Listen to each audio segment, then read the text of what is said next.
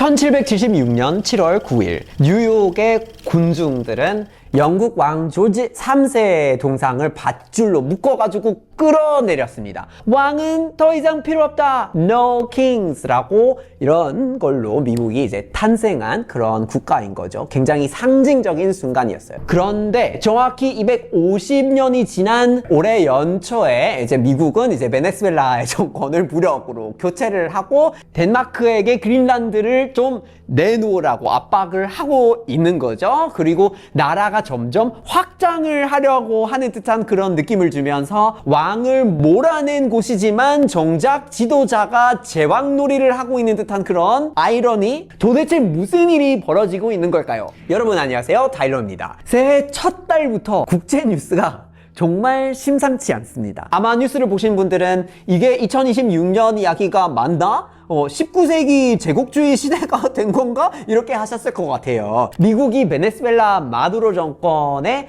핀셋 타격을 이렇게 가해가지고 사실상 정권을 무너뜨렸습니다. 그리고 트럼프 대통령은 그린란드 매입을 또 다시 공식화를 했고요. 안 판다라고 하니까 그럼 군사적으로 그런 옵션을 고려할 수밖에 없겠다라고 뉘앙스를 좀 이렇게 풍기기도 했고요. 이걸 두고 국제 언론 일각에서는 트럼프의 광기다, 국제법 위반이다 라고 이렇게 비판을 합니다. 물론 100% 틀린 말은 아닐 거예요. 하지만 단순히 한 대통령의 광기로 치부하기에는 너무나 치밀하게 계산된 움직임들이 보이기 때문에 좀 그게 맞을까요? 오히려 미국 대중들이 내심 바라고 있던 제국의 본능이 깨어난 거 아닐까요? 제국인데 제국이 아닌 척하고 세상을 속이던 나라가 이제 본색을 그냥 드러낸 게 아닐까요?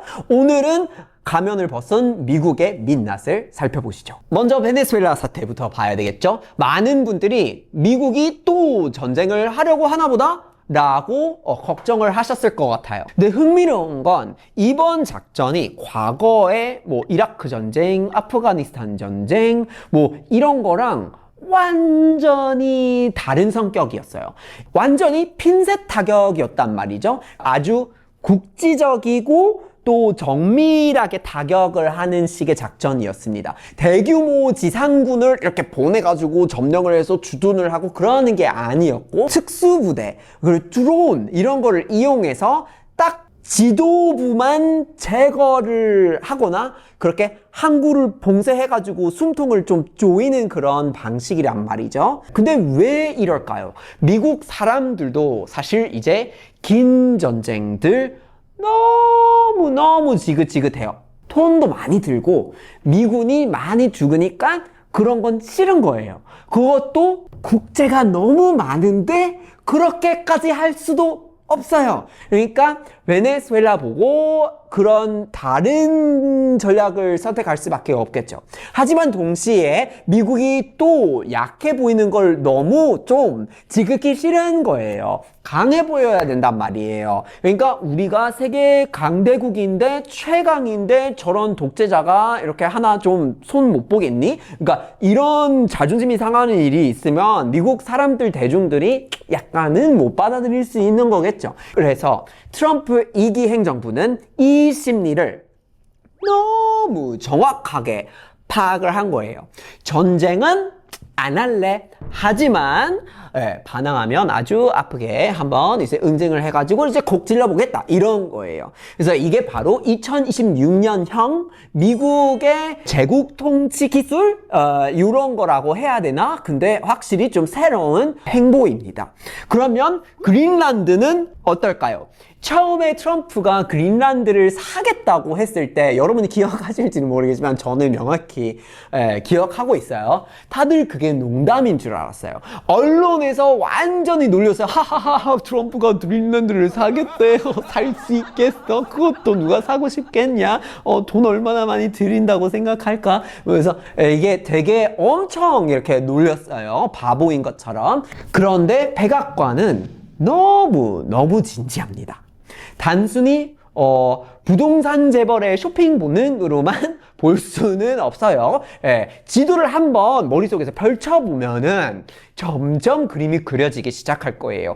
북극 얼음이 녹고 있습니다. 그래서 새로운 바닷길이 열리는 거예요. 그 밑에 엄청난 자원들이 묻혀 있다는 말이죠. 중국이랑 러시아가 거기에 엄청난 투자를 했어요. 근데 미국이 또 지켜준 유럽에 속해 있는 그런 그린란드 지역은 과연 유럽이 군사적으로 지켜줄 수 있을까? 이런 거에 대한 우려를 하게 되는 거예요. 그러니까 물론 미국이랑 덴마크가 거기서 같이 이렇게 운영을 하고 있고 미국이 거기에 기지를 운영을 할 수 있는 권한은 있지만 어느 순간에 유럽에서 갑자기 다른 게 우선시가 된다 해서 이 그린란드를 지켜주는 거에 대해서 손을 놓기 시작하지 않을까라는 우려가 있는 거고, 그래서 그런 시나리오를 못 보겠다는 그런 상황이니까 트럼프가 한 말을 보면 그게 보이기 시작하거든요. 임대한 거랑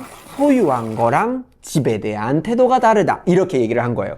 비유가 너무 좀 그래요. 근데 미국 입장에서는 그린란드는 그냥 얼음 덩어리가 아니라 북반구를 방어하는 거대한 항공모함 같은 존재인 거예요.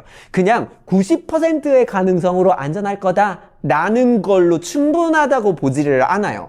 19세기에 미국이 러시아한테서 알래스카를 샀을 때도 사실 다들 그게 미쳤다고 했거든요. 그 쓸모없는 땅을 왜 샀냐, 이런 거였는데, 하지만 지금 알래스카가 없는 미국을 상상을 해볼 수 있을까요? 너무너무 중요한 곳이에요. 군사적으로도 진짜 중요하거든요. 지금 미국 대중들은 겉으로는 나라를 돈 주고 사는 게 좀 말이 됐냐 이렇게 욕하고 놀리고 그렇게 하지만 속으로는 그래, 유럽이 그거를 방치하다가 중국이 치고 들어오는 것보다 낫지 않을까? 라고 이렇게 생각하는 거예요. 그래서 힘이 곧 정의가 되는 시대, 국제법보다 알박기가 더 중요한 시대가 된 게 사실이에요. 근데 여기서 우리는 불편한 질문을 하나 던질 필요가 있는 것 같아요. 방법을요, 굳이 그렇게까지 무례해야 되나? 조용히 유럽이랑 얘기를 하고 그 정치인끼리 좀 알아서 뭐 좀 조율을 하고 막 그러면 되는 게 아닌가? 그린란드랑 잘 얘기를 해가지고 그렇게 그냥 외교를 하면 안 돼? 예, 굳이 그렇게까지 여론을 어지럽혀야 되나? 라는 생각이 들기도 하거든요. 그렇게까지 말을 심각하게 하는데 미국인들은 왜 그 무례한 리더십을 지지할까요? 미국 전역에 트럼프의 행보를 보면서 No Kings라고 이렇게 시위를 벌이기도 하지만 사실은 트럼프의 지지율은 오히려 견고한 상황이기도 해요. 그래서 이게 뭐지? 민주주의에 대한 피로감인가? 민주주의는 원래 좀 시끄럽기는 하잖아요. 그러고 막 좀 느리고 토론을 많이 해야 되고 합의를 해야 되고 그러는데 세상은 너무 빨리 변하고 있어요. 내 월급 빼고 다 오르고 있는데 인플레이션은 해결이 안 되고 있는데 사람들이 그냥 지치는 거예요. 이거 빨리 해결해야 된다는 말이에요. 그러다가 무슨 절차? 품격? 뭐 이렇게 생김새? 우리가 말을 어떻게 하는 그런 거, 아니, 세상이 얼마나 살기가 힘든데 그런 걸 신경 쓰냐? 이런 태도가 되는 거예요. 여유가 없어요. 이런 여유 없는 욕망이 생깁니다. 여유 없는 욕망. 그러니까 마치 로마 공화정이 무너지고 제국으로 넘어갈 때처럼 말이죠. 그런 분위기랑 비슷해요. 그래서 당시 로마 시민들은 끊임없는 어떤 내전에서 좀 지치고 갈등에 지치고 강력한 뭔가 좀 정리가 됐으면 좋겠다 해가지고 아우구스투스 황제가 이렇게 나타나는데 저는 근데 트럼프를 아우구스투스 황제랑 비교를 하고 싶지는 않았거든요. 그건 약간 어쨌든 하여튼 강력한 리더를 원한다, 이런 거 포인트예요, 여러분.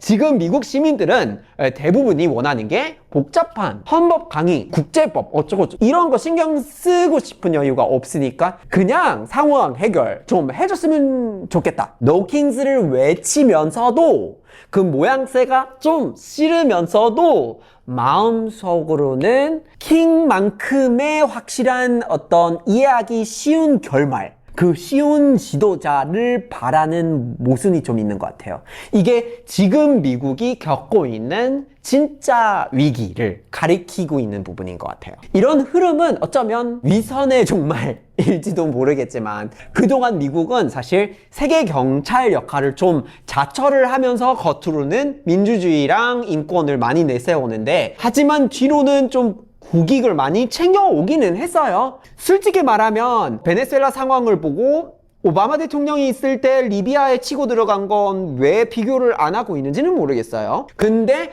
트럼프 이기는 또 이젠 분위기가 바뀌었으니까 가면마저 좀 벗어 던지는 상황이 되는 것 같아요. 우리는 이미 센 건데 왜 이거 쓸 수 없냐? 이런 태도를 보여주는 거죠. 냉철한 현실주의자. 이런 현실주의자들은 사실 차라리 이 상황은 그냥 솔직하게 얘기하는 건데 그게 낫지 않냐. 그래서 가치 동맹, 글로벌 연대 이런 겉포장만 하는 것보다 그냥 사실상 드러내는 게 더 정확하지 않냐라는 의견들도 많아요.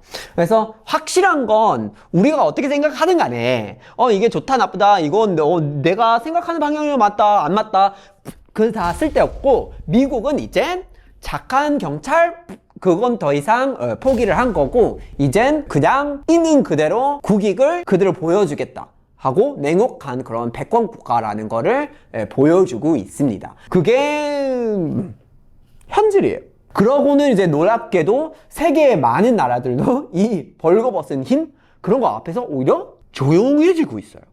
자, 그러면 한국은 어떻게 하면 되는 걸까요, 여러분? 여러분들이 좀 고민을 해보실 필요가 있는 부분이라고 약간 전달 드리고는 싶었어요. 저는 이제 미국 살으니까 제가 고민해야 되는 건 따로 있지만, 지금까지 대한민국은 미국의 어떤 그런 겉포장들을 같이 하는 게 많아 오기는 했어요. 그래서 미국과 한국은 민주주의 가치를 공유하고 있는 혈맹이다 하고 어쩌고저쩌고 과거를 기반으로 한 많은 것들을 쭉 이어왔어요. 그런데 이젠 세계 질서가 바뀌었고 분위기가 바뀌었고 이제는 실리주의로 간다라는 거를 이제 미국이 그대로 보고 있는 건데 그러면 조금 고민을 해봐야 되지 않을까요? 그러니까 그냥 사상, 그냥 가치, 그냥 무슨 주의 이걸로만은 되질 않는다는 게 이제 세계의 기본 룰이 돼버렸으니까 근데 그것만을 볼 수 없다는 거라면 계산에 따라서 움직일 필요가 있을까라는 고민을 할 필요가 있을 듯 싶어요. 한국을 지켜주는 게 미국한테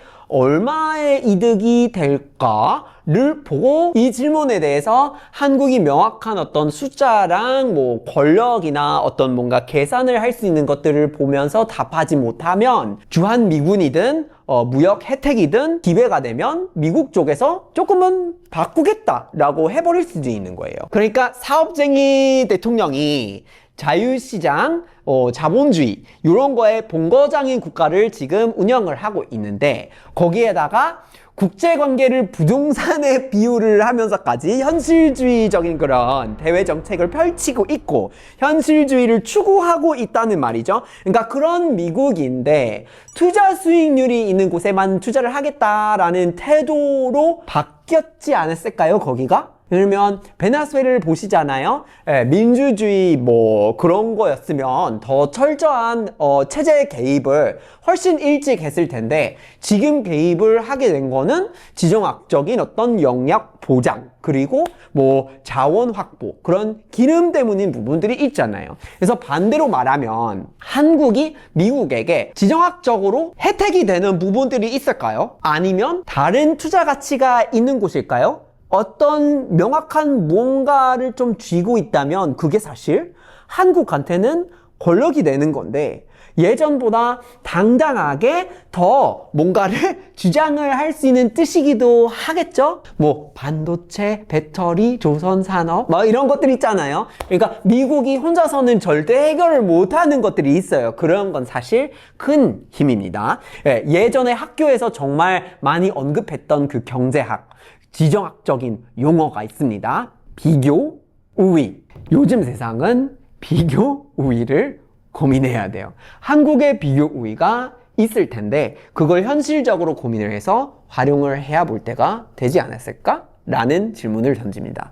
요즘 세상도 그렇고 미국도 역시 변했어요. 아니 근데 어쩌면 예전의 모습으로 약간은 돌아간 부분이 있을 수도 있겠죠? 근데 이제 대한민국은 민주주의의 수호자 미국, 당연히 그렇다라고만 바라볼 수는 없을 것 같아요. 자신의 이익을 위해서는 동맹을 맺기도 하고 버리기도 하고 때로는 적의 목도 조르고 그리고 전형적인 어떤 해양 제국으로서 미국을 좀 마주하고 있는 그런 상황이고요. 이건 한국한테 엄청난 스트레스로 작용이 될 수도 있을 것 같지만 동시에 현실을 좀 잘 알아보고 외교의 판을 좀 조금씩 좀 다르게 생각해보기 시작할 수 있는 기회를 만들 수 있는 순간이기도 한 것 같습니다. 근데 한국만 이런 상황이 아니잖아요. 미국도 그러고 있고 중국도 그러고 있고 뭐 캐나다도 그렇고 유럽도 그렇고 다 그러고 있는 상황이에요 지금.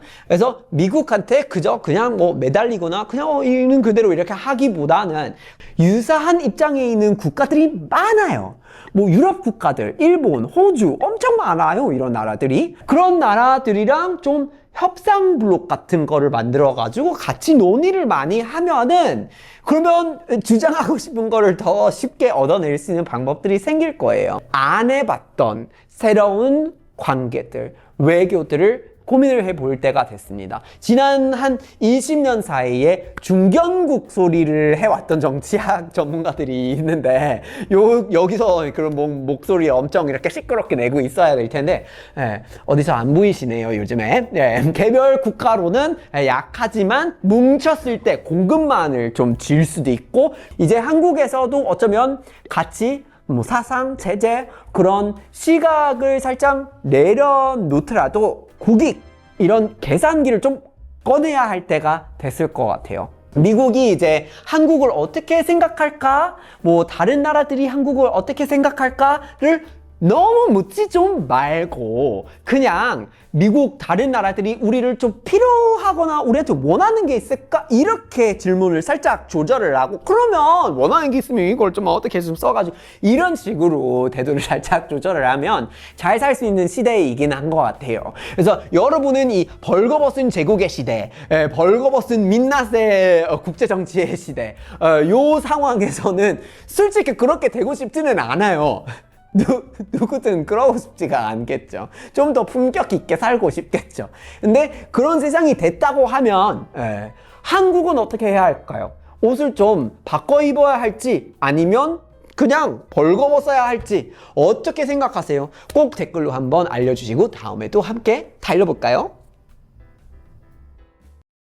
끝까지 재밌게 잘 봐주셔가지고 꼭 추천드리고 싶은 영상이 있어요.